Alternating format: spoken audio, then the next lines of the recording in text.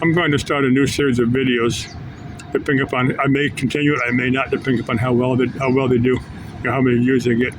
Now, I thought about asking the question, what Linux distribution do you use?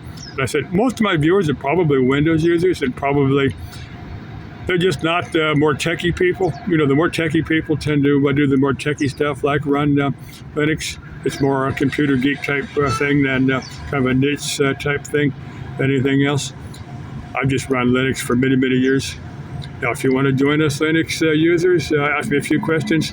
I'll probably direct you to some of the very fine videos that other YouTube content creators have put here on YouTube, because there are tons of how-to videos on, what's this one? Sunni, I can't even pronounce it. It's not in English. A lot of them are from other parts of the world. Some coder in his basement in New Delhi has written something, or in Shanghai or Taiwan or something. Because these are worldwide contributions to Linux. But anyway, I said, if you're in Linux and have some distribution to really love and want me to try it, give me the name on it, and I'll download the ISO file, put it on a thumb drive, and just try it and see what I like or not.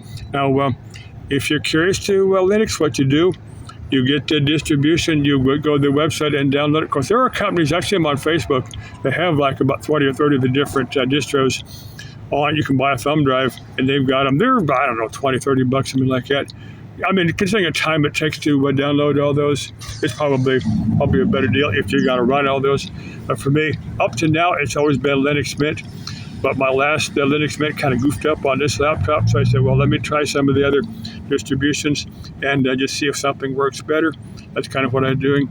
Now, let me swing you back down to Strella's down there.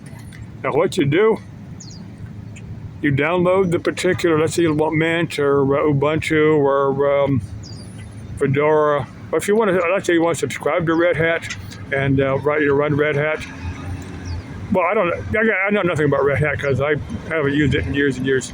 But let's say you want to run Linux Mint. You download the ISO file, you copy it to a thumb drive. Now, it has to be set up as a bootable, there's a program especially set up to create a bootable thumb drive, and you run it as a bootable USB device. You do that for several reasons. First, you make sure you like it.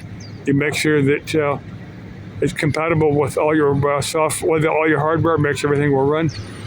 And at that point, then you make sure you got everything off your hard drive that you want to save, and then you can go ahead and install it. Or if you want to run it as a dual boot, if you want to run Windows and want to run Linux Mint or any of the other distributions as a dual boot. Now, I'm sure there's a lot of people doing it, because there's a lot of software that only runs on Linux, a lot of software that only runs on Windows.